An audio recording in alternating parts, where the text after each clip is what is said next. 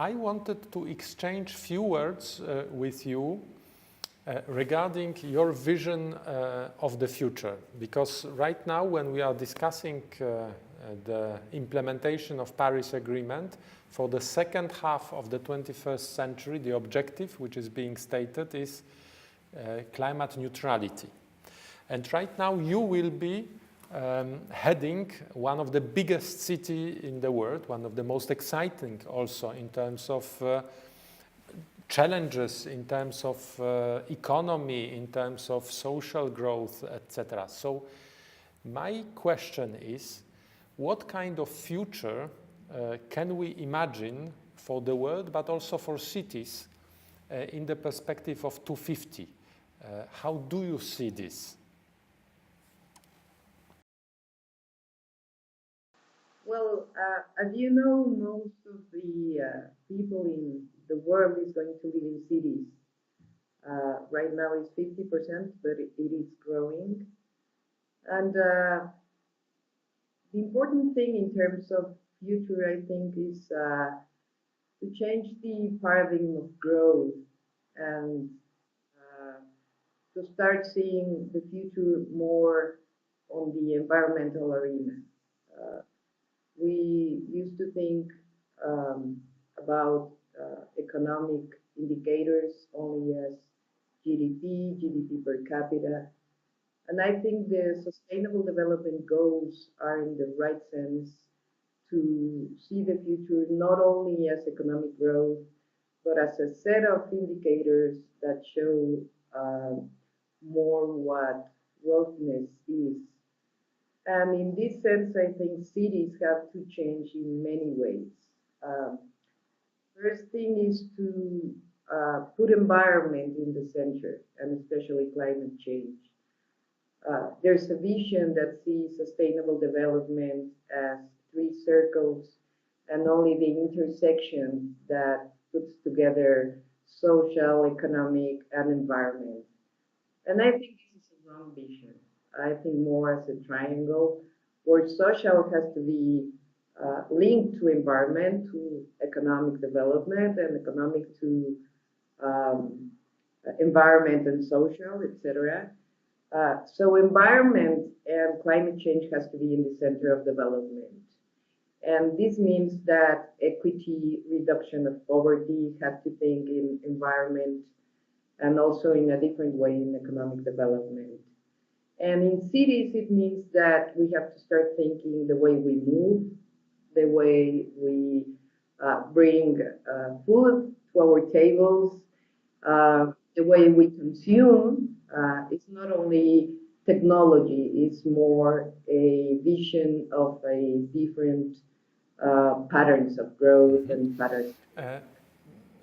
If I remember correctly, every 3 months, world population in cities is growing by another Shanghai. So Mexico City is also a growing city.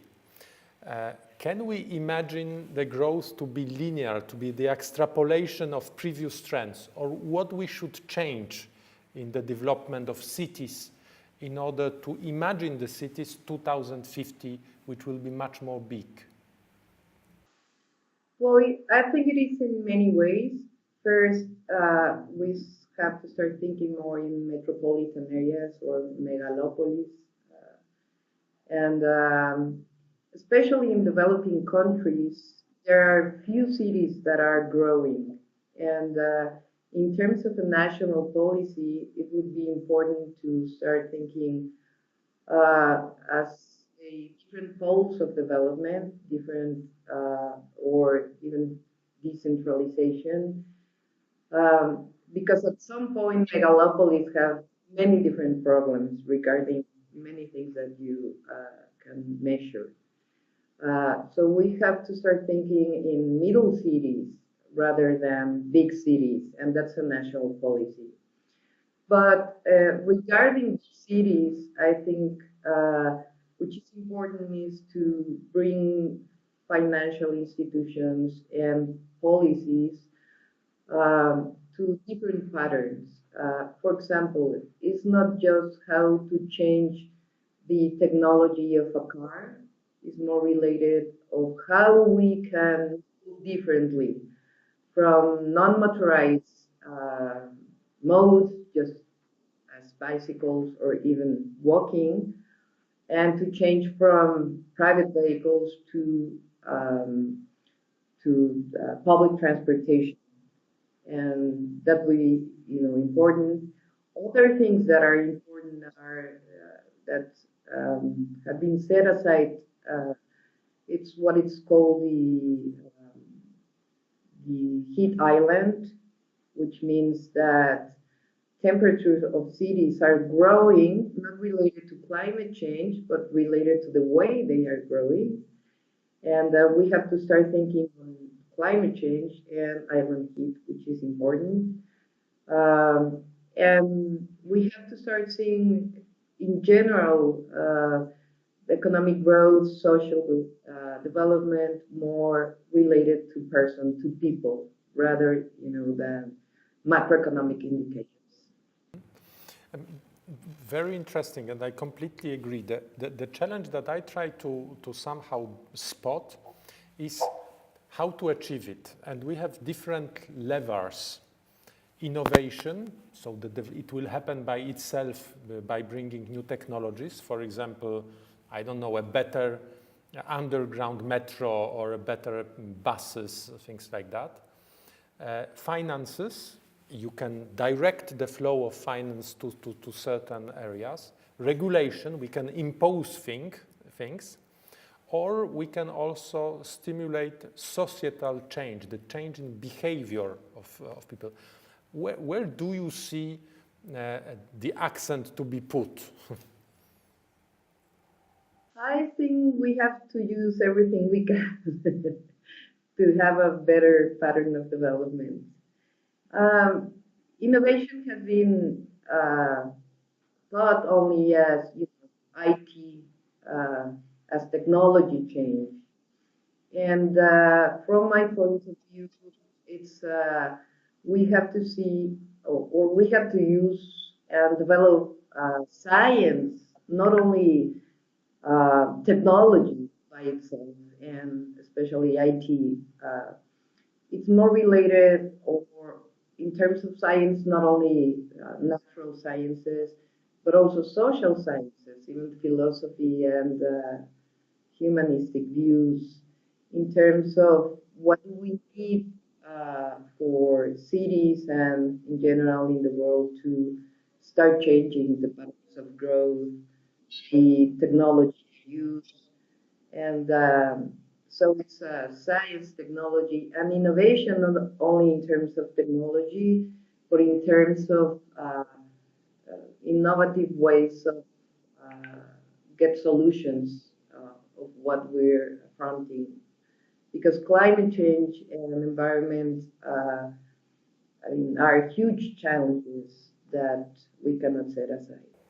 And what are the biggest challenges right now as you see them for Mexico City?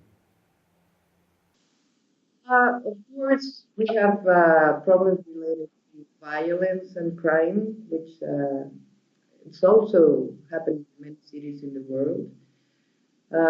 But in general, I would see mobility as one of the main problems.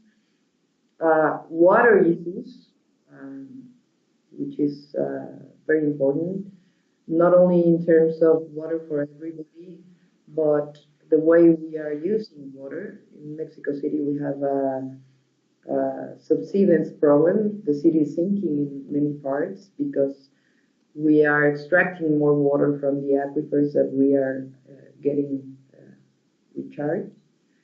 And I think all these issues have to be related to what I call city of rights, which is the right of education, health, and in general, even democracy as a right of people. So it's a huge challenge for the next years, but I believe in people. So I think Mexico city people is great. We have a great history. And I know that the challenges that we are facing, we can develop and be a part of this world effort for better future. We have started with transport, but maybe jumping also to energy side. A city is something is somewhere where we used not to produce electricity. Right now, with some renewables, it starts to be possible. But how can you imagine a city like Mexico City to be fueled, to be provided with energy? How the energy in 2050 will look like? I would like to think that we can.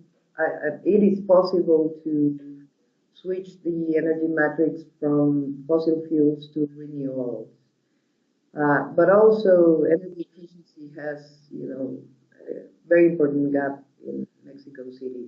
So in the next years, we're going to start promoting the use of solar energy in many ways. And we have to be linked with the national government in its strategy for energy transition and, include another energy sources in the country and in the city. So, I have been working in energy and climate change for all my life in terms of academic. So I think it's time to put what we have studied in place.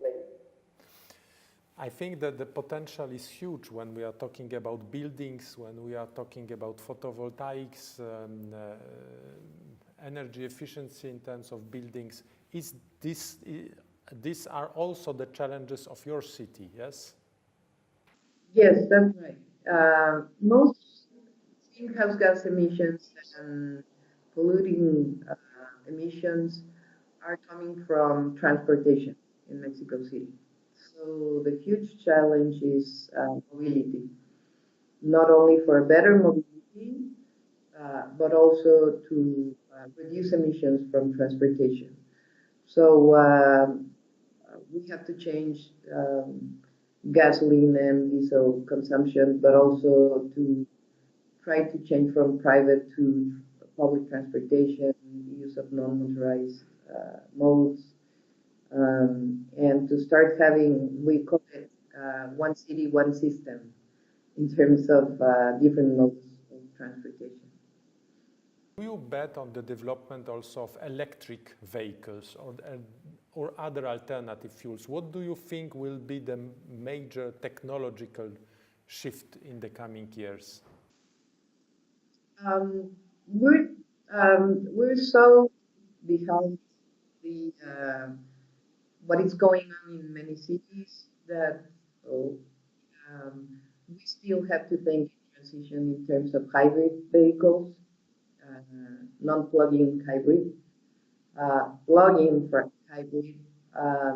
There's a new way of that automotive industries are thinking that it's called mobility as a service, rather than everybody to have one car, that we can have a set of mobility alternatives, and we think ourselves not as an owner of a vehicle, but as a user of a transportation system.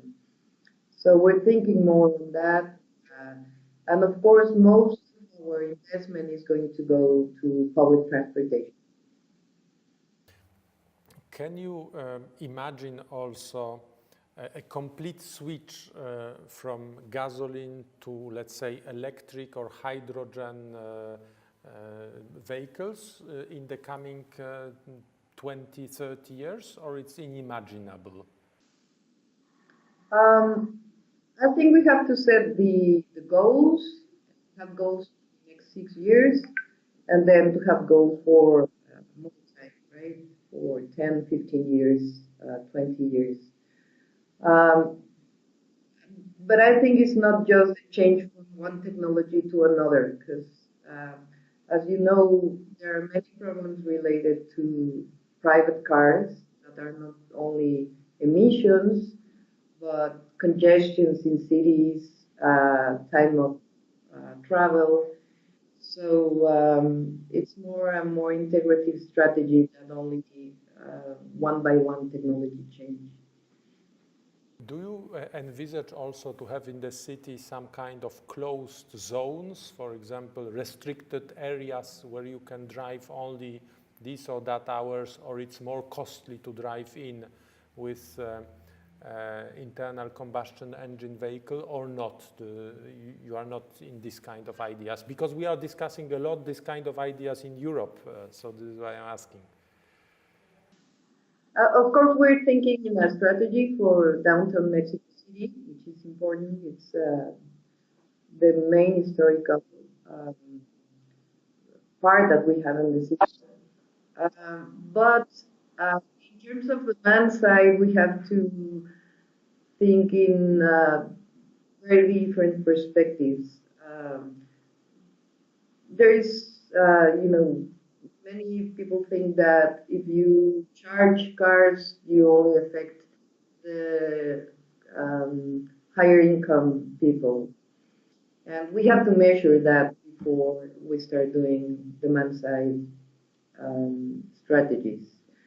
Because Mexico City has a lot of inequalities, and we have to look at this broad sustainable development approach to not affect or increase inequalities, and develop policies that have the contrary effect to increase equality rather than inequality.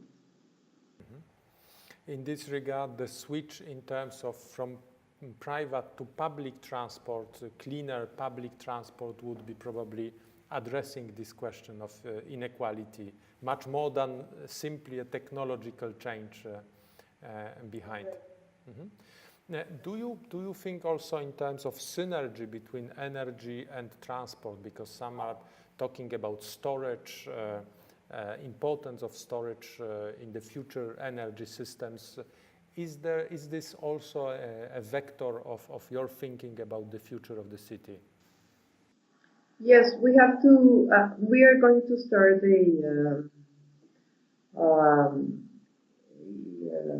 alliance with particularly the Lawrence Berkeley National Laboratory and the National University of Mexico in a study of transition from gasoline to electricity in transportation, because it's not only mobility. You have to measure, how is electricity going, how the demand is going to increase in terms of electricity, and how do you generate electricity, how to use renewables, and of course storage of energy, and we can use that in terms of the also the distribution electricity network that we have in the city. And right now, in terms of clean air, is it a challenge for the city? Yes, it is still a challenge. We have still many days that ozone and what is called PM 2.5, which is small particles that are above the standard. So climate change and pollution and clean air has to be a part of the same strategy. When I'm talking about future of cities, we are here comparing somehow in Europe. For example, in Poland, we have less wealth. Warsaw is a city which is quickly growing, but it's not as rich as London or Paris. So we have our own distinction here in Poland. And I hope that when you will be in Katowice, you will also see the challenges ahead of Katowice. But I have been to Latin America, but don't know yet well enough the specificity of cities. What is the distinctive characteristic of Mexico City compared with other cities in the region? How do you see it? Of course, I can say with proud that we have one of the cities um, with millenarian history in Latin America.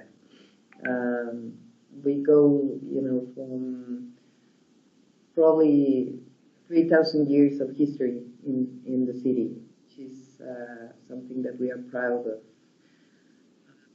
That's right. That's one thing. The other thing is that Mexico City is a mixture of cultures.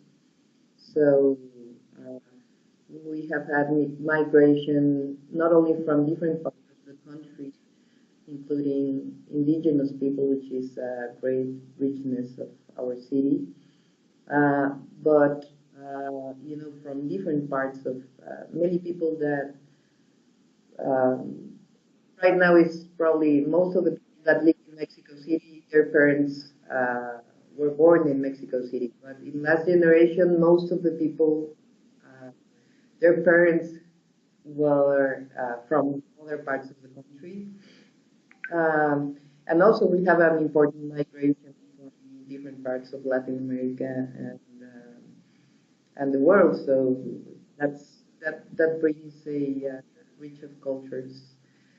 But also we have many problems. We have a very important problem that is growing in terms of violence and crime, which is something that we have um, uh, you know, to take care of very soon. We have many inequalities. It, Poverty is still an issue in Mexico City, which is especially in the periphery of the city. Um, and of course, what I told you in terms of mobility, water, etc. But I think when Mexico City has this problem of risk related to um, earthquakes, um, and people who live here, um, when something like that happens, the solidarity is huge, right? So many people is helping other people, and I would like um, to ask for solidarity in everyday life, not only when we have problems. And so I think people that live in Mexico City, uh, we have solidarity, we have education, we have culture. So there's a huge future for Mexico City. I think that solidarity is also a value which is important for Poles, for Poland. Solidarność was a very important trade movement in Polish history, which helped to also to dismantle the Iron Curtain. So we want also solidarity to play an important role in Katowice, international solidarity and support to people in need in terms of climate change, in terms of adapting to climate change, and all kinds of different situations, as you mentioned. If I may ask you to finalize, what would be your message? You are to take the steering wheel of one of the biggest, most beautiful, most attractive, but also most challenging city in the world. What would be your message to the world with this role? Of course, we are in the context of climate change, of COP24, but maybe you would like to touch on a different subject. What would be your message for your counterparts and for all of us who will gather here in Katowice? Well, first, we need a huge communication with other cities because we have similar problems, and we have to be able to share our experiences, but to receive experiences refugees from other parts of other cities in the world to govern one of the bigger cities in the world. The second thing is that we are committed to environmental and climate change agenda. And the third thing is that we hope that we can be an example to the world in different areas. Thank you very much. Thank you for your message of optimism, hope, and I hope to be able to continue our discussions in person when you will come to Katowice or when I will come to Mexico, but I will not be able, unluckily, to come before Katowice, so it's for later on. But I would like to thank you very much. We wish you here in Poland all the great success for your city, for your role, and we keep our fingers crossed, and we hope to see you soon. Thank you very much, and of course you're welcome to come to Mexico City whenever you want. Thank you very much. Thank you. Bye-bye.